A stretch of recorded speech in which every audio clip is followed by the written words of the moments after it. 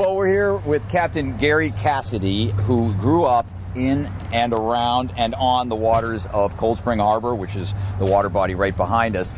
And Gary's also happens to be a bit of a local historian on all things boating and knows a few things about Otto Kahn's commuter yacht, because you brought it to our attention that Otto Kahn was actually a boater of sorts, so this ties in perfectly. Tell us about his commuter yacht.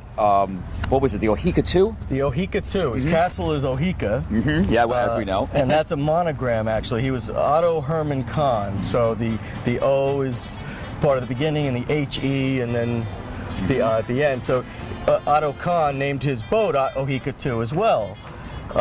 And it was the fastest commuter yacht in the world at the time. Did he want it to be the fastest? I'm sure he was never one to be outdone. If you see his castle, you can tell. Yeah. And as many of the wealthy people in the area in the Long Island Gold Coast had at the time, they used these as methods of commuting back and forth to their offices in New York City, which is a mere 30, 40 miles away. So if you had a boat like his that would do 34 knots, you had an hour commute.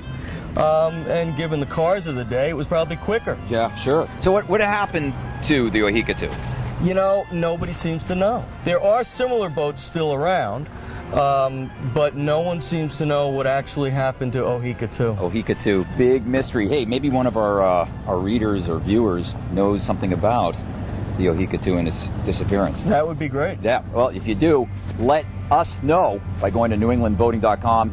You can find a way to contact us on the homepage. Well, thanks a lot, Gary, for the history of the Oheka II and Otto Kahn boater.